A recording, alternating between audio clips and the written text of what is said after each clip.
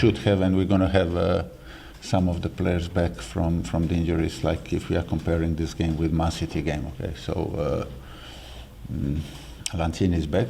He didn't go. He stayed here for a couple of weeks. He was not involved in Argentina squad, and he came already in a game against Man City, and he's fully fit and all that. All the guys who were involved in international games, they are back, and they didn't report any injuries. So we're going to see today who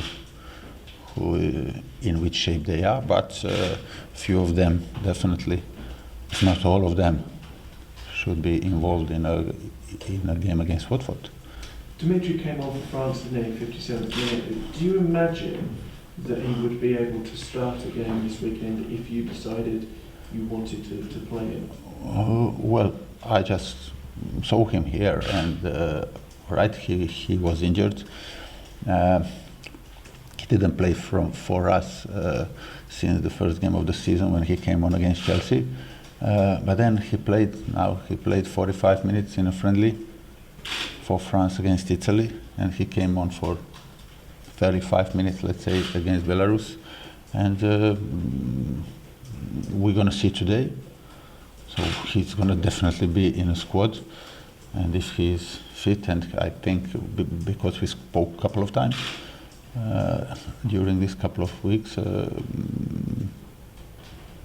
I have to see today, but of course, if he's fit, and I'm expecting him to be fit and ready, he's going to start the game. You missed him? Of course we missed him. I mean, it's about missing those kind of the players. It's the same for every club. Because France missed him. Now I watched the game, and it was different. I mean, France was better when he came on with his quality, with his delivery from the set pieces, and with his quality in the open play. So of course that we've been missing him, like any club is missing their key players. How do you view the challenge of this weekend's opponents, and how do you see this game going? They are a good team. Of course, they're a good team. Last year they done really good. They were very active in the transfer window last year. After the promotion, with Kike Flores, they bought a lot of experienced international players from Europe. And now again they changed the manager, okay, and they were very active again. So if you have a look, just a glance on their roster, you see that they have, I don't know, 18 players who are very, very known and who are very familiar to all the football fans across the world. So they have a good team. They have individual quality. They have pace. They have energy. They have stamina. They have kilos on a pitch, as well, strength. They are a very, very good team.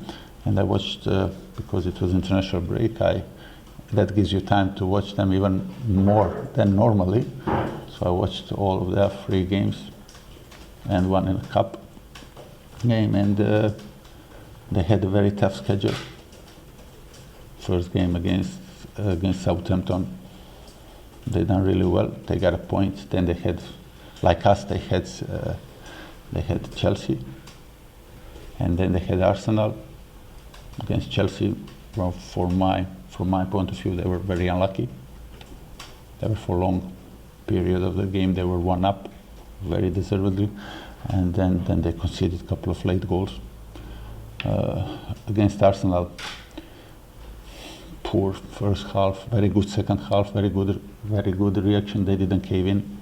They fought, and they almost, if they were a little bit lucky to score the second goal, which they could. Who knows how it would end. But so a really good team. So of course we are expecting a tough game, but that we are expecting those kind of games every time we play Premier League game.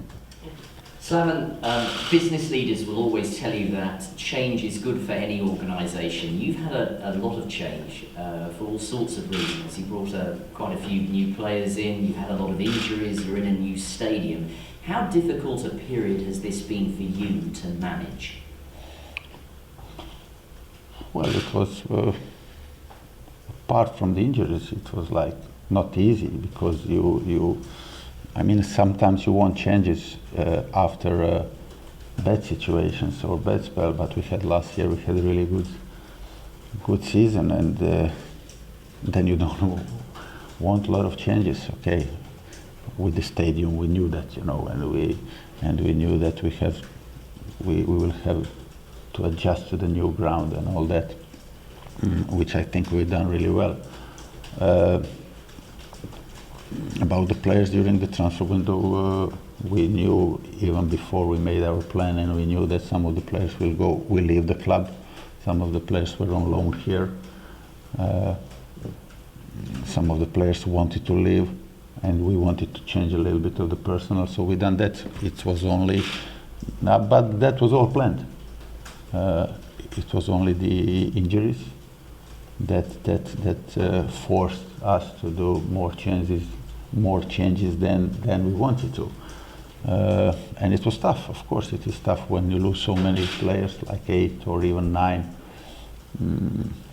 But now hopefully, and we know that few of them are back now, and I hope we are over that period. So it was very crucial for us to get 3 points in that period against Bournemouth, and now it's not a new start, of course, but with the new players, with the players that we are treating as new because they didn't play this season, I am very optimistic, of course. What do you think the England call-up has done for Mikel Antonio? You must always be looking at players and seeing how they react, what their confidence levels are. So how would you gauge him at the moment? Well, of course it's going to help him, and we had a few talks. Let's say yesterday I spoke with him a bit, and I mean, make no mistake, he was confident even before that. He is very confident lad, and all that he has to do now is not to change the way he plays, not to change the way he trains and everything, and we have to help him in that, and that was basically the core of our meeting, and we have to help him in that, and I think that it will give him even more motivation and more confidence. But the key for him, and I told him yesterday, that not to forget which way of training and which way of playing gave him the opportunity to be called in the England squad.